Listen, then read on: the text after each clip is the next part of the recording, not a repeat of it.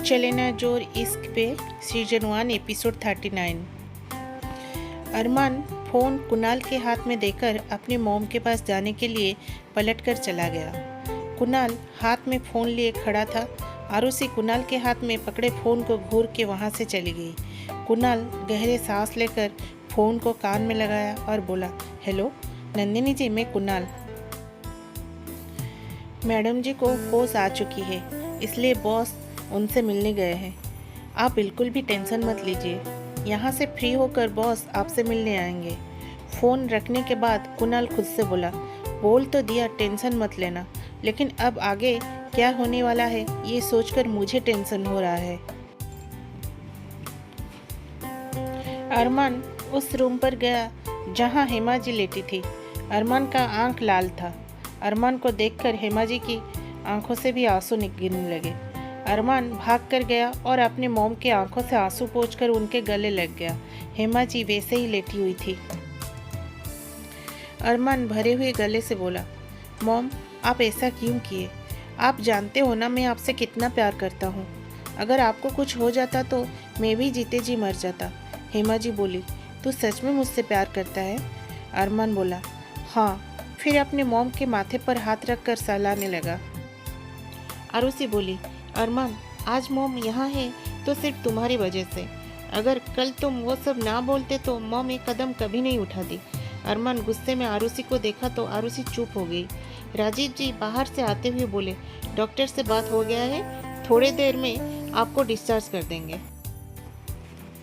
अरमान बोला, मैं होटल जाने का अरेंजमेंट करता हूँ। राजीव जी थोड़े गंभीर स्वर में बोले, हम सब होटल नहीं लखनपुर काल्पनिक नाम वाले हमारे हवेली जाएंगे। अरमान हैरानी से पूछा, हवेली? राजीव जी बोले, हाँ अरमान, अब तुम्हारी मॉम को होटल नहीं जाना है और तुम भी हमारे साथ जा रहे हो। अरमान चाह तो रहा था मना करने को, लेकिन मॉम अभी अभी इतनी बड़ी खतरे से बाहर निकली है, उनकी हालत अभी भी नाजुक है, इसलिए अरमान चुप रहा। अरमान कुणाल के पास आकर बोला, कुणाल तुम नंदिनी को बता देना कि आज मैं उससे नहीं मिल पाऊंगा। मॉम को लेकर लखनपुर जा रहा हूँ, लेकिन तुम यहीं मुंबई में रहना और नंदिनी का ध्यान रखना। कुणाल बोला, ओके बस। अंजलि और आरुषि होटल जाकर आपने और राजीव जी और हेमा जी और अंजलि के पेरेंट्स का लगेज पैक करके लेकर आ गए। दोनों का मूड बहुत अच्छा था। दोनों ही सोच रहे थे अब आगे जो होगा उनके हिसाब से होगा। कुणाल भी आकर अरमान का कुछ सामान और उसका फ़ोन लेकर आ गया। कुछ देर बाद हॉस्पिटल के सारे फॉर्मेलिटी पूरा करके सब लखनपुर के लिए निकल गए। करीब 4 घंटे सफ़र के बाद सब हवेली पहुंचे। हवेली के गेट से हवेली को देखकर अंजलि और उसके पेरेंट्स के आंखें बड़े हो गए। अरमान भी यहाँ एक ही बार आया था जब वो बहुत छोटा था। बहुत बड़ा गेट के अंदर शहर के भीड़ भाड़ से दूर 300 एकड़ ज़मीन को लेकर हवेली की प्रॉपर्टी है। अंदर के रिनोवेशन काम कंप्लीट हो चुका था, अब सिर्फ बाहर की फिनिशिंग चल रहे थे, जो करीब 1 हफ्ते या 10 दिन और लगने वाले थे। चारों तरफ खूबसूरत गार्डन, तरह तरह की फूल पेड़, बहुत खूबसूरत था सब कुछ। अरमान सब कुछ देखकर मन में सोचा, काश नंदिनी यहाँ होती तो इतने सारे फूल देखकर वो बहुत खुश हो जाती। अंजलि और उसके पेरेंट्स दूसरे गाड़ी में थे। अंजलि की मॉम बोली, अंजलि ये हवेली तो किसी पैलेस से कम नहीं लग रही है। स्विट्जरलैंड का छोड़, इनका तो इंडिया में भी 1000 करोड़ से ज़्यादा प्रॉपर्टी है। मैं तो बोल रही हूँ भले ही दूसरी वाइफ बनना पड़े तो अरमान मल्होत्रा को हाथ से जाने मत देना। अंजलि के डैड बोले, हाँ बेटा, अगर शादी के बाद डाइवोर्स भी हो जाए तभी तुम 4-5 हज़ार करोड़ रुपए के मालकिन बन जाओगी। फिर सेठी का पैसा वापस देकर तुम बैठकर ही अपनी पूरी लाइफ वेस्ट करोगी। तुम्हारी वजह से हम दोनों की लाइफ भी सेट हो जाएगा। अंजलि बोली, डैड घर बसा नहीं और आप उसे तोड़ने के बाद का प्लान भी कर लिए।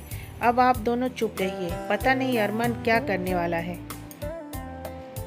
हवेली के सामने गाड़ी रुका। अरमान धीरे से हेमा जी को गाड़ी से उतारा।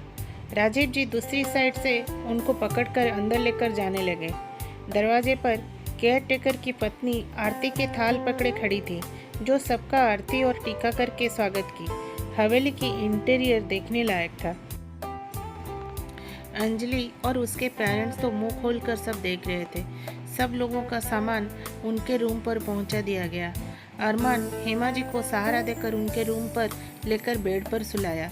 अरमान बोला, मॉम आप आराम करो, मैं बाद में आकर आपसे बात करूंगा। हेमा जी अरमान के हाथ को पकड़ लिए।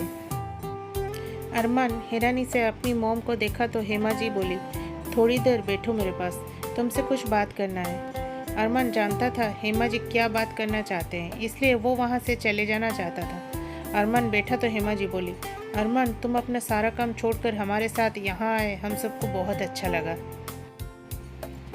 मुंबई में तुमने जो कुछ बोला वो सब मैं भूल जाना चाहती हूँ। अरमान बोला, मॉम अभी भी आप पूरी तरह से ठीक नहीं हुए हो, प्लीज़ आप आराम कीजिए। हेमा जी बोली, कुछ दिन के बाद हमेशा के लिए आराम ही तो करना है। स्लीपिंग टैबलेट से तो बच गया, लेकिन जो बीमारी खून की हर बूंद में है उससे कोई नहीं बचा सकता है। हाँ, अगर तुम मेरी बात मान जाओगे फिर हो सकता है तुम्हारे संसार को आगे बढ़ते देखने के लिए ऊपर वाले से कुछ दिन की मोहलत और भीख में मिल जाए। इसलिए बेटा उस लड़की को एलुमनी के जो भी पैसा बनता है वो देकर अंजलि को अपना लो। अरमान बोला, मॉम आपको कुछ नहीं होगा, आप एक बार उससे मिल तो लो, आपको वो ज़रूर पसंद आएगी। हेमा जी बोली, तो तुम मेरी बात नहीं मानोगे। अरमान बोला, मॉम फिर आप क्या चाहती हो, मैं उस लड़की को छोड़कर एक ऐसी लड़की को अपना लूँ जिसे मैं प्यार नहीं करता, और उस लड़की को छोड़ दूँ जिससे मैं जान से भी ज़्यादा चाहता हूँ। हेमा जी चुप रही तो अरमान बोला, मॉम मैं आपको बहुत प्यार करता हूँ, आप जो भी बोलोगी मैं मान लूँगा, लेकिन इस बात को छोड़कर। हेमा जी बोली, तो तुम अंजलि से शादी नहीं करोगे। अरमान बोला, मॉम आप रेस्ट करो, मैं बाद में बात करूँगा। अरमान वहाँ से चला गया। आरुषि के रूम पर आरुषि मुंबई के उस डॉक्टर को फ़ोन करके बात कर रही थी जो हेमा जी की ट्रीटमेंट कर रहा था। डॉक्टर बोला, आरुषि जी जैसे आप बोले थे रिपोर्ट बना दिया, लेकिन अब मुझे डर लग रहा है, अगर किसी को पता चलेगा कि रिपोर्ट में चेंजेस मैंने किया है तो मेरी कैरियर पूरी तरह से बर्बाद हो जाएगा। आरुषि बोली, कुछ नहीं होगा डॉक्टर, आपके अकाउंट्स पर 2 करोड़ रुपए ट्रांसफ़र हो चुके हैं और आपके पूरी फैमिली के लिए यूरोप ट्रिप का अरेंजमेंट करने के लिए मैंने अपने ट्रैवल एजेंट को बोल दिया है। डॉक्टर खुश होकर बोला, थैंक्स आरुषि जी। आरुषि बोली, लेकिन ये बात याद रखिएगा, ये बात आपके अलावा किसी और को पता ना चले। डॉक्टर बोला, बिल्कुल नहीं, इसलिए तो आपके बोलने पर मिसेस हेमा मल्होत्रा की रिपोर्ट में नहीं बनाया। आरुषि बोली, ओके, फिर से अगर आपका ज़रूरत होगा तो आपको कॉल करूंगी। अंजलि जो आरुषि के रूम के डोर के पास खड़ी थी वह ताली मारकर बोली, वाह वाह वाह, क्या बात है आरुषि मल्होत्रा, तुम इतनी घटिया चाल चल सकती हो ये कोई सोच भी नहीं सकता है। तुमने अपना फ़ायदा के लिए अपनी ही सासू माँ की गलत रिपोर्ट बनाई, तुम इतनी गिरी हुई निकलोगी ये मैं तो क्या कोई दूसरा सोच भी नहीं सकता है। आरुषि पहले तो चौंक गई, फिर बड़े स्टाइल से सोफे पर बैठकर ड्रिंक ग्लास में डालकर बोली, अच्छा तो तुम क्या हो, तुम्हें तो पहले ही दिन पता चल गया था कि हेमा मल्होत्रा यानी मेरी सासू माँ को ब्लड कैंसर नहीं है, फिर क्यों दिखावा के लिए तुम उनको हॉस्पिटल ले जा कर के ट्रीटमेंट कर रही थी। अंजलि भी बड़े स्टाइल में सोफे पर बैठ गई और आरुषि के बनाए ग्लास को उठाकर बोली, थैंक्स, अपने लिए दूसरा बना लो। आरुषि कुटिल स्माइल करती हुई बोली, क्योंकि तुम्हें किसी भी तरह मल्होत्रा फैमिली में आना था और उसके लिए मॉम की बीमारी वेस्ट वे था, है ना, इसलिए तुम उस गलतफहमी को बनते रहने दिया जो मैंने शुरू किया था। अंजलि बोली, तो तुम ही थी इस सब के पीछे, लेकिन तुमने ये सब किया कैसे। आरुषि बोली, यस डियर, इस सब के पीछे मैं ही हूँ। 4 साल पहले जब आर्यमन से शादी करके मल्होत्रा मेंशन आई तो मुझे डर था कहीं सबको मेरे प्लान का पता न चल जाए कि पावर और पैसे के लिए मैं अरमान को छोड़कर आर्यमन से शादी की, इसलिए मम की छोटी छोटी हेल्थ इशू को बढ़ा चढ़ा कर बोलती गई। अरमान प्रैक्टिस छोड़ दिया था, घर में डॉक्टर सिर्फ मैं थी, इसलिए घर की और हॉस्पिटल की बागडोर हाथ में लेने के लिए झूठी रिपोर्ट बनाई कि उनको ब्लड कैंसर है। हॉस्पिटल पर कुछ स्टाफ मेरे कंट्रोल में है, इसलिए वो सब मेरे लिए आसान रहा। फिर तुम आई, उस दिन एसिडिटी के वजह से मॉम बीमार हुई और सच जानकर तुम चुप रही, फिर मैं समझ गई कि तुम भी मेरी तरह हो। उसके बाद तुम्हारे बारे में पता की तो पता चला तुम्हारे तो बाल बाल कर्जा में डूबा है और इसलिए तुम अरमान से शादी करना चाहती हो। अंजलि बोली, लेकिन तुम्हारा प्लान तो मुझे रास्ते से हटाकर अरमान को पाना है ना? आरुषि ड्रिंक पीती हुई बोली, तो काफ़ी कुछ जानती हो तुम। अंजलि बोली, खबर रखना पड़ता है, दोस्तों की और दुश्मनों की भी। आरुषि बोली, तुम्हारी सारी कर्ज भर दूंगी, बस तुम मेरी बात मानते रहना। अंजलि भी स्माइल करके बोली, नहीं भी मानोगी तो भी तुम मेरी कर्जा भरोगी। जितना राज तुम्हारे बारे में मुझे पता है, तुम्हें लगता है उतना सब जानने के बाद मल्होत्रा फैमिली तुम्हें अपने घर में रहने देंगे? वो सब तुम्हें धक्का देकर घर से निकाल देंगे। आरुषि बोली, अच्छा फिर तुम उन सबको क्या बोलोगी कि जब पहली बार तुम्हें मॉम के बारे में पता चला तो तुम सबको ये सच्चाई क्यों नहीं बताई? और सबसे इम्पोर्टेंट, सब कुछ जानने के बाद अरमान मुझे यहाँ से निकालेगा या नहीं पता नहीं, लेकिन तुमसे कभी शादी नहीं करेगा। फिर स्विट्जरलैंड का डॉन सेठी को तुम कहाँ से पैसा वापस करोगी? 1 मिनट, मैं तुम्हारी एक हेल्प कर सकती हूँ, बोलकर अपनी फ़ोन निकाली और स्विट्जरलैंड फ़ोन लगाई। फ़ोन स्पीकर पर था। उधर से गंभीर आवाज़ में एक आदमी हेलो बोला। आरुषि बोली, हेलो सेठी भाई, कैसे हो आप? सेठी बोला, मिसेस आरुषि मल्होत्रा। बोली, कैसे याद किया आप? आरुषि बोली, नहीं बस ऐसे ही जानना चाहती थी कि आपको आपकी इस मंथ की गिफ्ट पैकेट सही से मिल गया है ना? वो क्या है कि स्विट्जरलैंड में आपके बिना बिजनेस करना पॉसिबल नहीं। सेठी बोला, जी बिल्कुल, आपका पैकेट तो हमेशा टाइम पर पहुंच जाता है।